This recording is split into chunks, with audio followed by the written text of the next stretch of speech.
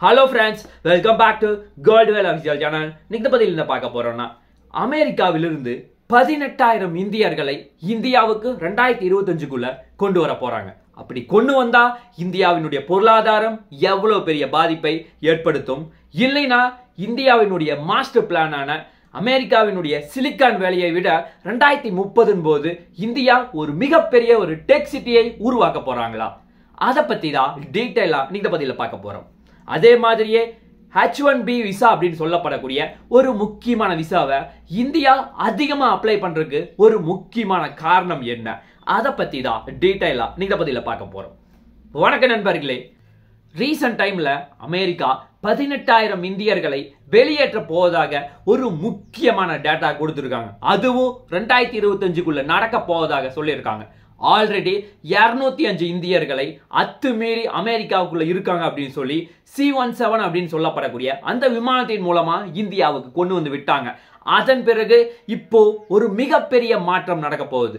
ஆக்சுவலா அவர்களுடைய கணக்குப்படி, அமெரிக்காவினுடைய கணக்குப்படி ஜஸ்ட் 18000 தான். பட் MPI நிறுவனம் அவர்கள் கொடுக்கிற டேட்டாவை படி பார்த்தா கிட்டத்தட்ட 5,75,000 பேர் இருப்பதாக சொல்லியிருக்காங்க.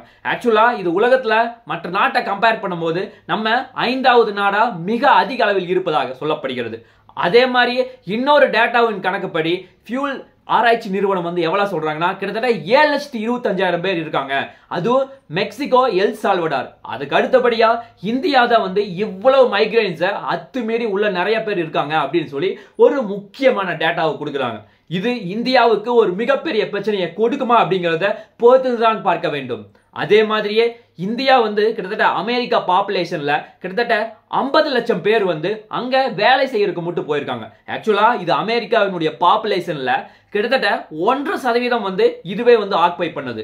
அதே மாதிரியே இந்தியர்கள் ஏன் அங்க அவ்வளவு அதிகமா இருக்காங்க அப்படின்னு சொல்லி செக் பண்ணி பார்த்தா கிட்டத்தட்ட 150 டெக் கம்பெனில 16 கம்பெனில இந்தியாவினுடைய லீடர்ஸ் தான் அங்க அதிகமா இருக்காங்க. ஏன்னா இந்தியர்கள் அமெரிக்காவில் மிகப்பெரிய திறமையானவர்களா இருக்கிறாங்க. அதே மாதிரி சம்பளம் அமெரிக்கால இந்தியர்களுக்கு ஆவரேஜாவே பாத்தீங்கன்னா 35 லட்சத்துல இருந்து 50 லட்சம் வரைக்கும் ஒரு வருஷத்துக்கு அந்த அளவுக்கு அதிகமா இருக்கிற காரணத்தினால எல்லாரும் அமெரிக்கா போய் குவிறாங்க. அதே மாதிரி இந்தியாவுக்கு வருமானமும் கிடைக்குது. ஆனா அமெரிக்கா தரப்புல என்ன சொல்றாங்க, நீங்கள் இந்தியாவில் நிறைய பேர் அத்துமீறி உள்ள வர்றாங்க. ஆக்சுவலா இவர்கள் ஒர்க் பண்ணிட்டு விசா பீரியட் முடிஞ்சு கிளம்பினா பரவாயில்ல, இவங்க கிளம்புறதே இல்ல, இங்கேயே வந்துடுறாங்க. அதனால நாங்க அதிகமான டாக்ஸ் கட்ட வேண்டியதா இருக்கு. அமெரிக்கா மக்கள் கிட்டத்தட்ட $75 பில்லியன் மேல டாக்ஸ் கட்ட வேண்டியதா இருக்கு. அதுவும் மட்டும் இல்லாம இவர்கள் டாக்ஸ் பண்றது மட்டும் இல்லாம இந்தியாவுக்கு இங்கிருந்து அமௌண்ட் அனுப்புறாங்க. அது கிட்டத்தட்ட $110 பில்லியன் மேல அமெரிக்கா இந்தியாவுக்கு அனுப்புறாங்க. இவ்வளவு பெரிய பிரச்சனை போயிட்டு இருக்குது. அதாவது அமெரிக்கால நிறைய பேர் வேலையே இல்லாம கிளப் ஆகட்டும், பார் ஆகட்டும், இந்த மாதிரி பல்வேறு பகுதியில காபி ஷாப்ல நிறைய பேர் வேலை செய்யறாங்க. அது எங்களுக்கு பிடிக்கல, அதனால அத்துமீறி உள்ளுக்குறீங்க எல்லாத்தையுமே வெளியே போறா அப்படின்னு சொல்லி ஒரு முக்கியமான ஸ்டேட்மெண்ட் வைக்கிறார். அமெரிக்கால இந்தியர்கள் எந்த பகுதியை பர்டிகுலரா டார்கெட் பண்ணிக்கிறாங்கன்னு பார்த்தா அது சிலிக்கன் வேலி தான். ஏன் அப்படின்னா சிலிக்கன் வேலி கிட்டத்தட்ட உலகத்துல சின்ன சின்ன சிட்டிஸ்ல 16வது நாடா அதிகமான எக்கனாமியை டெவலப் பண்ணிட்டு இருக்காங்க. ஆக்சுவலா இது பின்லாந்து இருக்குல்ல, அந்த நாட்டினுடைய ஒட்டுமொத்த எக்கனாமியே இந்த ஒரு சிட்டி க்ளோஸ் பண்ணுது. அவ்வளவு அதிகமா அந்த ஏரியால பண்ணிட்டு இருக்காங்க. கிட்டத்தட்ட $800 பில்லியன் மேல அவர்கள் வருமானம் மட்டும் அந்த பர்டிகுலரா ஒரு ஏரியால கொடுக்குறாங்க.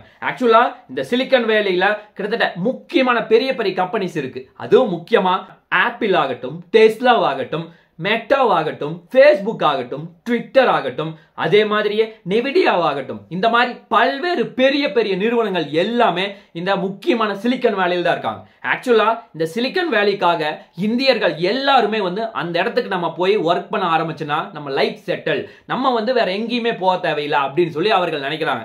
ஆக்சுவலா இங்க வருமானம் வர்றது மட்டும் இல்லாம இவர்கள் டாக்ஸும் கட்டிக்கலாம். அதுவும் முக்கியமா இன்சூரன்ஸ், PF இந்த மாதிரி பல்வேறு அமௌண்ட்கள் பிடிச்சது போக அவர்கள் வேலையை விட்டு நிற்கும் போது ஒரு மிகப்பெரிய பேக்கேஜோட பல்கா அமௌண்ட் வரும்.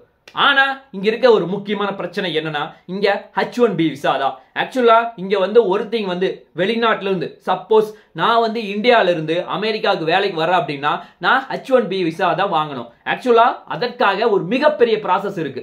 அதுவும் முக்கியமா நீங்க வந்து பர்டிகுலரா ஒரு டிகிரி முடிச்சிருக்கணும். அதே மாதிரியே நீங்க டிகிரி முடிச்சது மட்டும் இல்லாம நீங்க வந்து கம்பல்சரி எக்ஸ்பீரியன்ஸ் வேணும். இந்த மாதிரி நிறைய ரெஸ்ட்ரிக்ஷன் இருக்கு. அதாவது அதிகமா வந்து 2023ல மட்டும் இந்தியர்கள் 75% ரிஜெக்ஷன் ஆயிருக்காங்க. அதே மாதிரியே இந்தியர்கள் வந்து 2023ல 70% பேர் வந்து அங்க அதிகமா போயிருக்காங்க மற்ற நாட்டை கம்பேர் பண்ணும்போது. அப்போ இந்தியர்கள் எவ்வளவு பெரிய டாமினேட்டா அந்த சிலிக்கன் வேலி மற்றும் அமெரிக்காவில் இருக்காங்க அப்படிங்கிறது தெளிவா தெரியுது. அதே மாதிரியே இந்த H1B விசா வந்து கிட்டத்தட்ட 5 to 10 வருஷம் தான் ஃபர்ஸ்ட் பீரியட்ல கொடுப்பாங்க. அதாவது நீங்க வந்து 15 வருஷமோ 20 வருஷமோ அங்க வேலை செஞ்சா மட்டும்தான் உங்களுக்கு கிரீன் கார்டே கொடுப்பாங்க.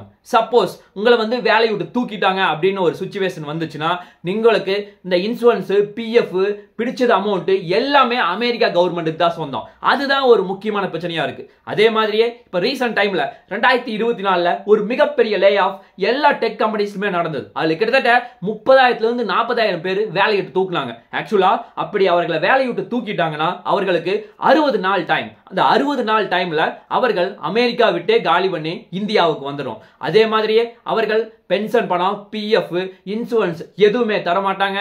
அதே மாதிரியே நீங்க கார் வாங்கியிருந்தீங்க, வீடு வாங்கியிருந்தீங்க, அப்படி எல்லாமே இருந்துச்சுன்னா 60 நாள்ல சேல்ஸ் பண்ணிட்டு இந்தியாவுக்குள்ள வந்துடணும். அப்படி இல்லைன்னா உங்களுக்கு பிடிச்சி ஜெயில போடுவாங்க. இப்போ மைக்ரேன் சிச்சுவேஷனும் அதே மாதிரி ஒரு ரூல்ஸ் தான். இப்போ ரீசெண்டான அப்டேட் என்னன்னா 2025ல ஃபர்ஸ்ட் வந்து லே ஆஃப் வந்து இப்போ மெட்டால நடக்க போகுது. ஏன் அப்படின்னா கிட்டத்தட்ட 3000 பேரை வேலை அனுப்புறதுக்கு திட்டம் பண்ணியிருக்காங்க. அதே மாதிரியே இதுக்கு காரணம் ஒன்னு ஆர்டிபிஷியல் இன்டெலிஜென்ஸ். ஏன்னா ஆர்டிபிஷியல் இன்டெலிஜென்ஸ் எல்லா ஒர்க்கையும் அவங்களே பண்ணிக்கிறாங்க. அதே மாதிரியே இந்தியர்கள் வந்தா அதிகமான காசு கொடுக்கணும் அப்படிங்கிற ஒரு காரணத்துக்காக எளிதா வந்து வேலையோட தூக்குறாங்க. அதே மாதிரியே இப்ப அவர்கள் முக்கியமா பிளான் பண்றது இந்தோனேஷியா மற்றும் தைவான். இந்த 2 நாட்டுல அதிகமான ஆட்கள் வந்தா உள்ள வேலைக்கு போட்டுக்கலாம். ஏன்னா அவர்கள் குறைவான சம்பளத்துக்கு இங்க வேலைக்கு கிடைக்கிறாங்க அப்படிங்கிற ஒரு லாங் டர்ம் பிளானா அவர்கள் பிளான் பண்றாங்க. இது எந்த அளவுக்கு போகும் அப்படிங்கிறத நம்ம பொறுத்து தான் பார்க்க வேண்டும்.